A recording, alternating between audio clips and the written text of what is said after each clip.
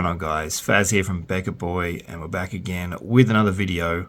Today we're going to do something a little bit different. We're going to look at what I think are my top 10 graded hits for 2024 for my PC only, not cards that I'm currently selling, cards that I have decided to keep.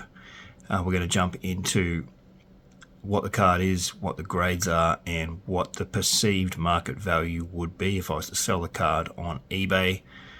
Without any further ado, let's jump straight in. Alright guys, so this is Faz's, let's get that camera right, this is Faz's, I'm going to show you this in person, and it's not really a flex, but just some of the work that I've done in the last few years, but this is the last 12 months.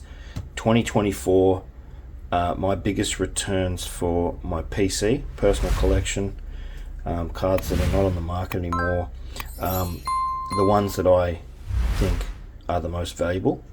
I've got a lot more other valuable cards as well, but I think these ones are probably, in my opinion anyway, some other people will probably come in and look at my collection and say, oh, this one might be worth a little bit more than these, but this is just how I see it.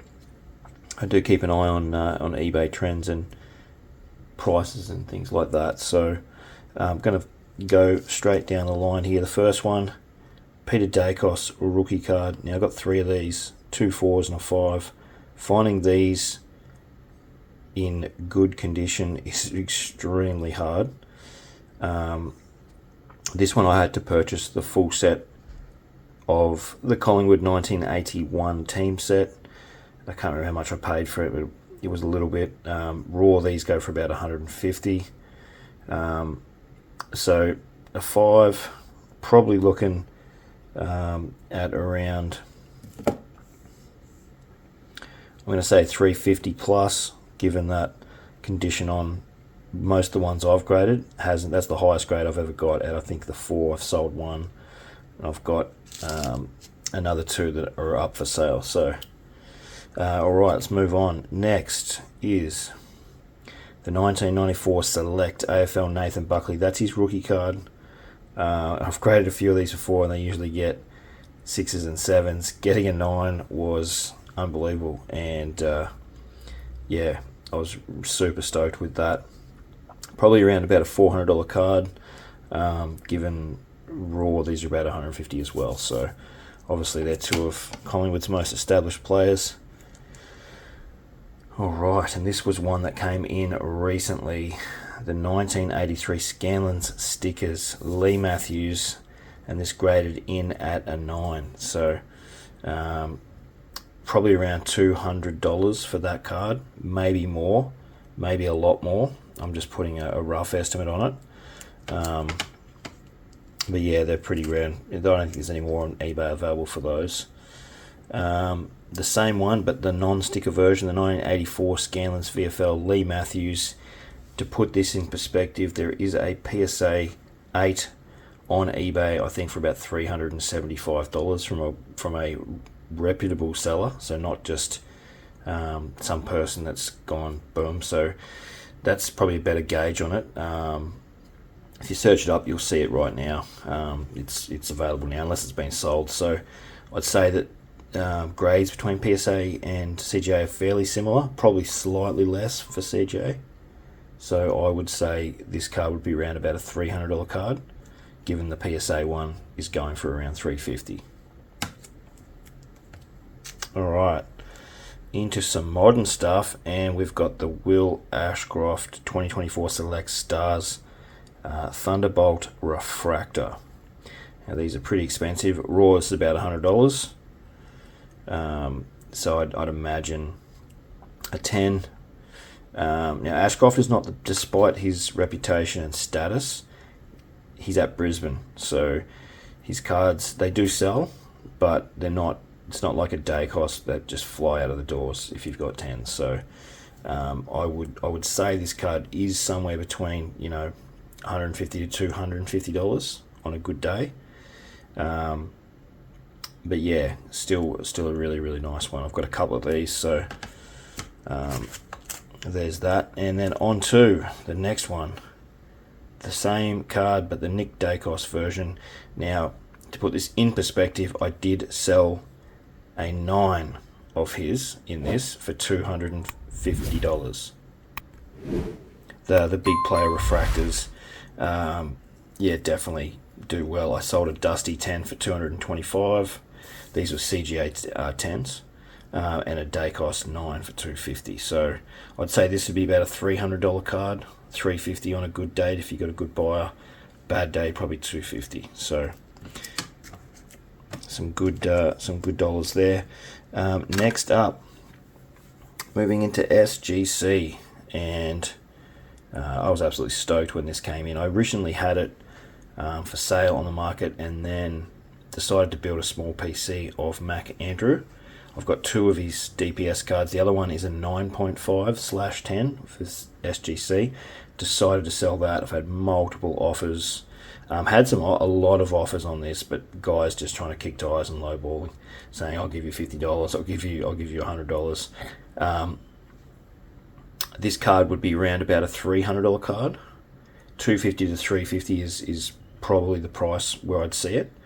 $350 on a good day. If you get into peak season, if he has another year like he did last year, it could even be more than that. So that's his draft pick signature card. They're usually pretty coveted, and I think there's only one or two available of these, including mine on eBay, which adds to the rarity of it all. So really solid one for that. All right, next up, the reigning Norm Smith medal. I originally had this card up for sale. 2023 Legacy, the gold Will Ashcroft draft pick signature, graded 10. I originally had this up for sale, got a bunch of offers, and then thought, you know what, I have a 9 as well, so I'll just keep the 9 for sale, and actually, I've got a decent Ashcroft PC.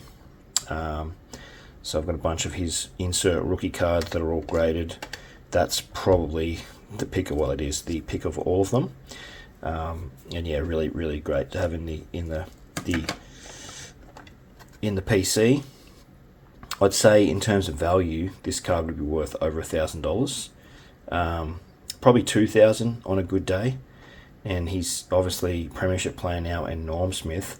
When they won, I took it off the market. I thought, I'm not gonna, because you're just going to get a lot of lowball offers flooding in, and I already have a PSA 9 in the copper that I've got up for about $600. Not in a rush to sell it, so there's about 27 people watching it, so there's a lot of interest on it.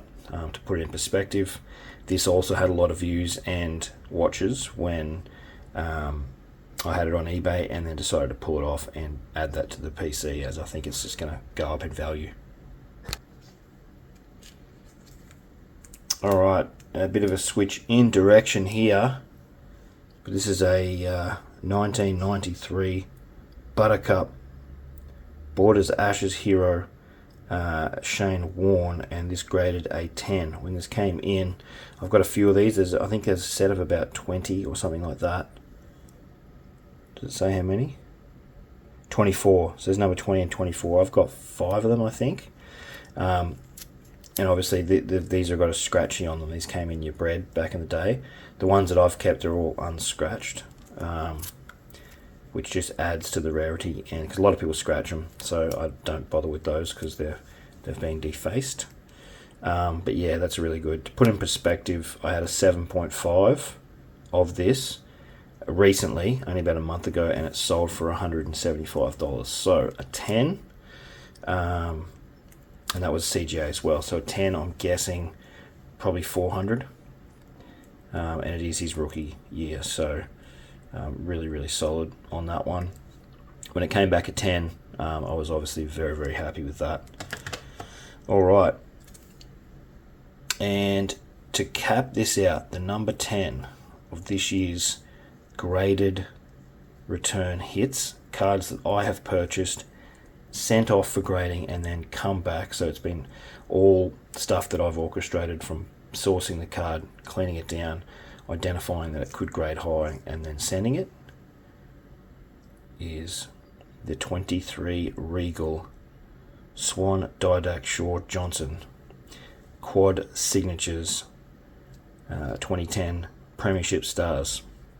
And this is an absolute beauty. This is the second card I've got of these. These go for about $600 raw. obviously a quad auto, and I had this one PSA DNA authenticated and encapsulated. I'm keeping this one in the PC. Estimated value would be a bad day $1,000.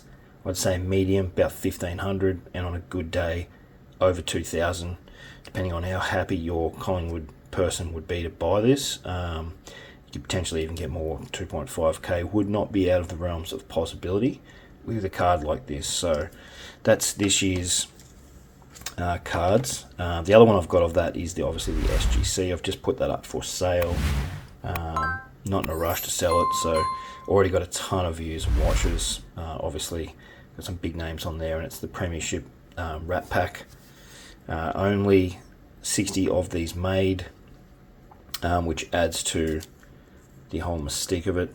Regal, obviously not an official one, but they're similar to like Leaf in America.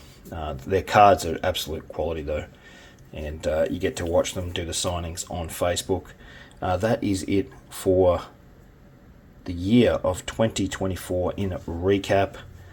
My personal collection for the year, the cards that I've got in. Obviously there was a lot more, but these are the best ones, the hits of 2024. Have yourselves a great Christmas and New Year. Stay safe, people, and we will see you guys in the new year. Peace.